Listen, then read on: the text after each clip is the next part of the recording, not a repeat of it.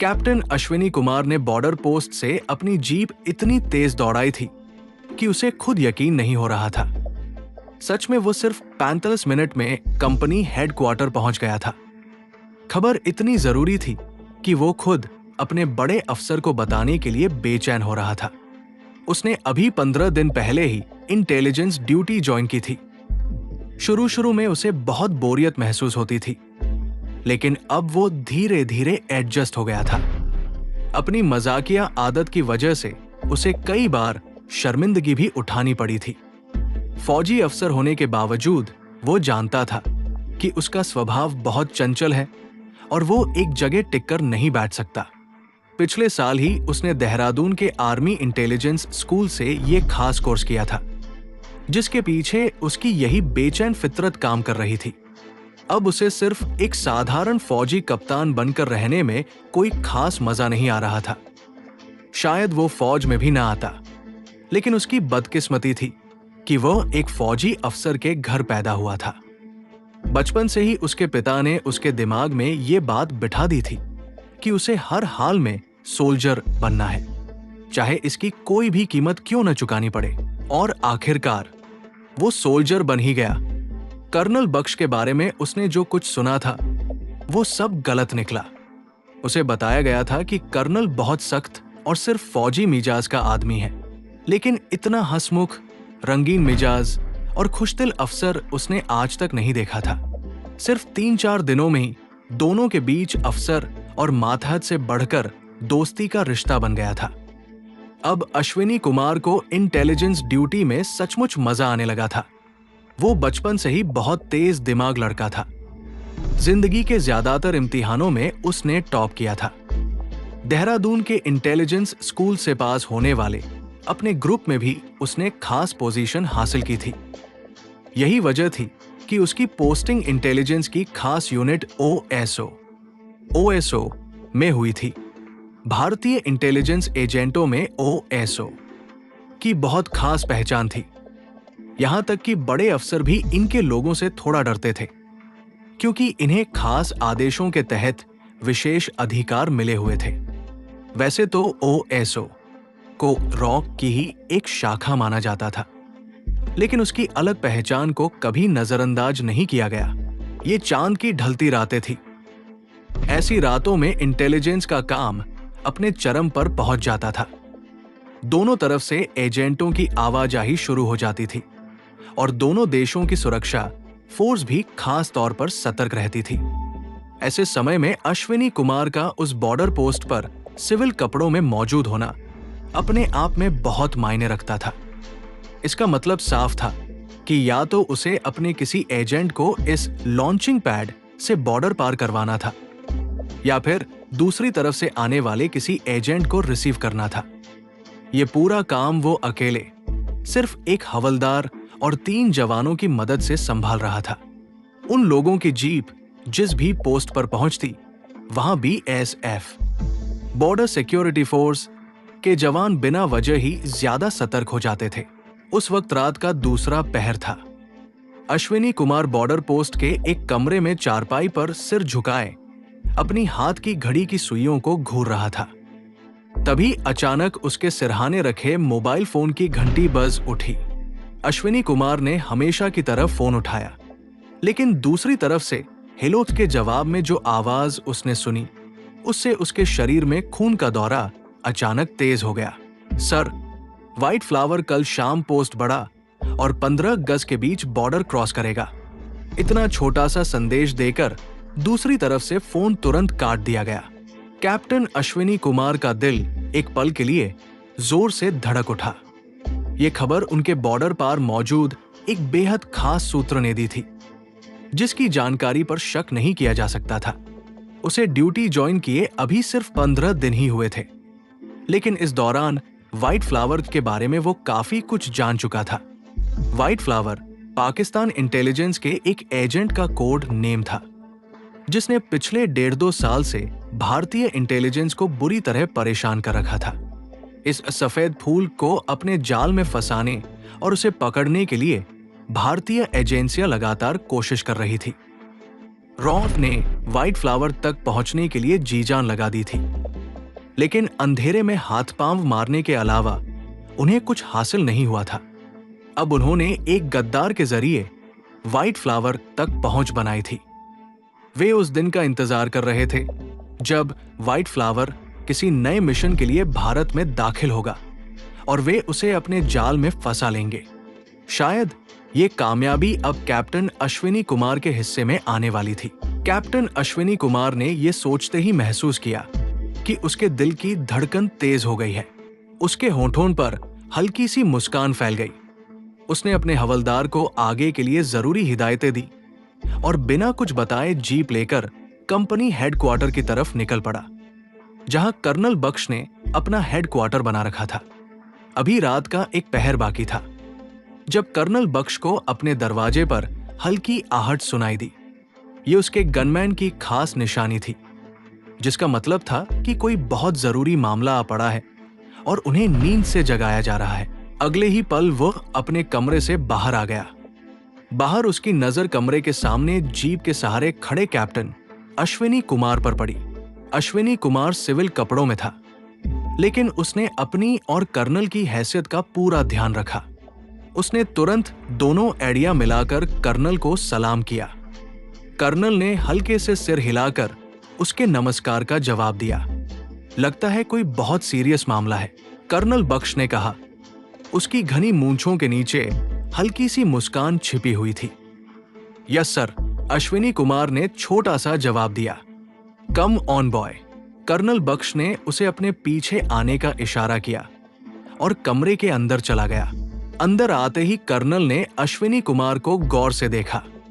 उसके चेहरे के बदलते भाव देखकर वो कुछ पल मन ही मन मुस्कुराता रहा।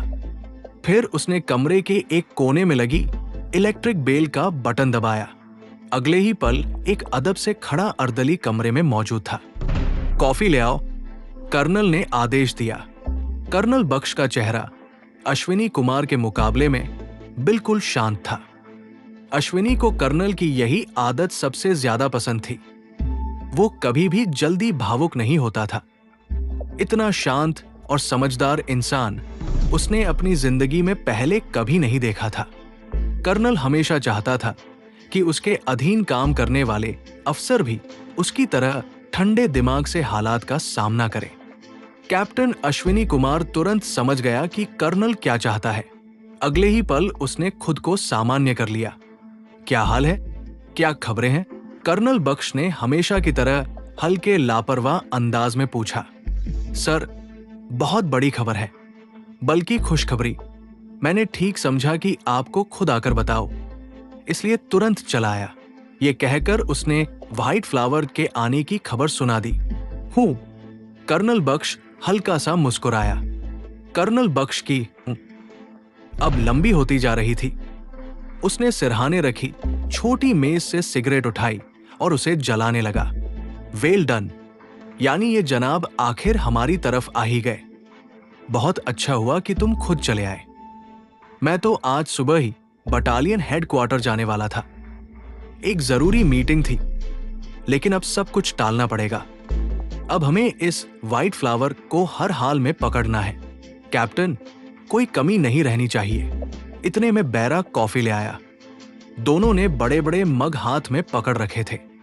कर्नल उसे अपने बेडरूम से लगे दूसरे कमरे में ले आया, जहां सीमा क्षेत्र का एक बड़ा नक्शा रखा था। कर्नल अपनी छड़ी से नक्शे पर अलग अलग निशान लगा रहा था और कैप्टन अश्विनी कुमार अपनी छोटी नोटबुक में जरूरी बातें लिख रहा था। करीब 1 घंटे तक वो कर्नल से हिदायतें लेता रहा। दोनों ने सीमा पर दूर दूर तक बहुत मजबूत जाल बिछा दिया था। इस पूरे ऑपरेशन की निगरानी खुद कर्नल बख्श कंपनी हेडक्वार्टर में बैठकर करने वाला था। इस मिशन को बेहद गुप्त और अहम रखा जा रहा था। कर्नल बख्श ने बीएसएफ पर पूरी तरह निर्भर रहने के बजाय अपने जवानों को इस मिशन पर भेजना ज्यादा सही समझा था। ये है वो गद्दार। कर्नल ने एक तस्वीर उसके सामने रखते हुए कहा। सलीम ने तस्वीर उठाई और गहरी नजरों से उसे देखने लगा। ये ढलती उम्र के एक आदमी का भद्दा चेहरा था, जिसने खुद को जवान दिखाने की पूरी कोशिश की थी। अगर कर्नल उसका नाम न भी बताते तब भी सलीम के लिए वो आदमी अजनबी नहीं था। पिछले कई महीनों से देश के अखबारों में वो मनहूस चेहरा कई बार छप चुका था। सलीम उस चेहरे को पहले भी कई बार देख चुका था। अलगाववादी सोच रखने वाला शम्सी देश की राजनीति में एक मजबूत स्तंभ बन चुका था। उसने कभी खुलकर अपने विचारों का प्रचार नहीं किया था, लेकिन इस देश का हर समझदार नागरिक जानता था कि शम्सी की असली सोच क्या है। अगर कोई उसकी असलियत से अनजान था, तो वे इस देश के नेता थे, जो सिर्फ अपनी सत्ता बचाए रखने के लिए शम्सी की हर बात में हाँ मिलाते रहते थे। वे चाहते थे कि किसी तरह उसकी पार्टी के गिने चुने वोटों का सहारा लेकर अपनी कुर्सी और सत्ता को बचाए रखें। कुछ दिन पहले इंटेलिजेंस की रिपोर्टों के आधार पर सेना ने मजबूरी में शम्सी की पार्टी के खिलाफ कार्रवाई की। इसका मकसद पार्टी के ठिकानों में छिपे अपने एजेंटों को पकड़ना था, लेकिन वहां उन्हें कड़ी टक्कर मिली। इस अफरातफरी में शम्सी को भागने का मौका मिल गया। वो दुश्मन देश के स्थानीय कांसुलेट की मदद से रातों रात सीमा पार करके सुरक्षित जगह पहुंच गया। अब वो भारतीय इंटेलिजेंस रॉ के संरक्षण में बैठकर अपने जहरीले विचार और तोड़फोड़ की गतिविधियां अपने ही देश में फैला रहा था। शम्सी ने अपने भोले भाले समर्थकों के बीच खुद को एक देवता जैसा बना लिया था। वे लोग उसे आज भी देशभक्त और अपना उद्धारक मानते थे और उसकी बातों के अनुसार राज्य में अशांति फैलाने में लगे हुए थे। सरकारी स्तर पर कई बार कोशिश की गई कि शम्सी के लोगों को समझाकर सही रास्ते पर लाया जाए, लेकिन वे अपने नेता के अलावा किसी की बात मानने को तैयार नहीं थे।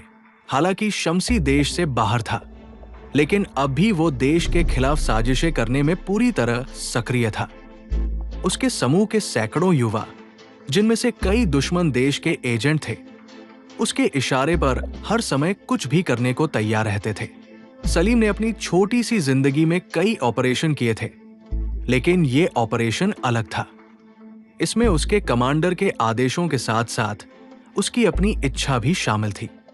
वो लंबे समय से चाहता था कि ऐसे लोगों को खत्म करके अपने देश को सुरक्षित किया जाए।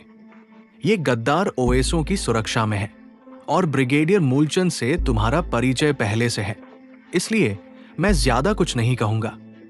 ये आदमी रॉ में लोमड़ी के नाम से जाना जाता है, लेकिन असल में ये भेड़िया है। शम्सी इसके सीधे नियंत्रण में काम कर रहा है। हाई कमांड ने काफी सोच विचार के बाद ये तय किया है कि इस आदमी से जितनी जल्दी छुटकारा मिले उतना बेहतर है। कर्नल ने उसकी आंखों में देखते हुए कहा, ठीक है सर, आपके आदेश का पालन किया जाएगा। मैं पूरी कोशिश करूंगा कि मैं हेडक्वार्टर की उम्मीदों पर खरा उतरूं। सलीम ने आत्मविश्वास से कहा, गुड लक बॉय, अब मैं चलता हूं, बाकी काम तुम्हें खुद संभालना होगा। कर्नल ने खड़े होकर हाथ मिलाने के लिए अपना हाथ आगे बढ़ाया और उसने सलीम का हाथ कुछ देर तक मजबूती से पकड़े रखा। सलीम कभी गाइड की मदद से सीमा पार नहीं करता था। यह उसका नियम था कि वो जिस इलाके से भी सीमा पार करे, पहले उस जगह के बारे में पूरी जानकारी हासिल करे और फिर सही मौके पर खुद ही रास्ता चुन ले। इस बार भी रेंजरों को सिर्फ इतनी सूचना दी गई थी कि उसने इस इलाके से सीमा पार करनी है, लेकिन ये किसी को नहीं पता था कि वो कब और कहां से सीमा पार करेगा। उसके उच्च अधिकारियों ने रेंजरों को सामान्य ड्यूटी जारी रखने और किसी भी तरह की असामान्य गतिविधि न दिखाने का आदेश दिया था। शाम का अंधेरा धीरे धीरे पूरे इलाके को ढक रहा था, जैसे काली चादर फैल रही हो। जब सलीम अपनी छिपने की जगह से बाहर आया तो उसने सीमा के दूसरी तरफ के ग्रामीणों जैसे कपड़े पहन रखे थे और उसकी कमर में एक छोटा सा थैला बंधा हुआ था। उसके सामान में ऐसी कोई चीज नहीं थी जिससे उसकी पहचान हो सके। कुछ नकदी और कपड़ों का एक जोड़ा ही उसके पास था। उसकी जेब में एक लाइटर था जिसमें बहुत हल्की रोशनी देने वाला छोटा बल्ब लगा था। वो हमेशा बिना हथियार के सफर करता था और हर सीमा पर आने जाने के लिए खुद को तैयार रखता था। वो जानता था कि उसे कभी भी पकड़ा जा सकता है, इसलिए उसने पहले से मानसिक तैयारी कर रखी थी। उसके पास अपनी पहचान से जुड़ा कोई सबूत नहीं था, उसे ये भी पता था कि रॉक की फाइलें उसके कामों से भरी पड़ी हैं, और वो इस बात को भी समझता था कि जैसे उसके देश ने रॉफ में अपने लोग भेजे हैं, किए हुए हैं, इसी तरह यहां भी आस्तीन के सांप मौजूद हैं। एक एजेंट के जरिए सलीम को यह भी पता चल चुका था कि ओएसओ ने उसे खास तौर पर अपनी गुड बुक्स में शामिल कर लिया है और उसकी जिंदा पकड़ के लिए जाल बिछाया जा रहा है। ब्रिगेडियर मूलचंद की बहुत बड़ी इच्छा थी कि किसी भी तरह व्हाइट फ्लावर उसके हाथ लग जाए, ताकि वो अपनी सारी नाकामियों और अपनी असफलताओं का बदला ले सके।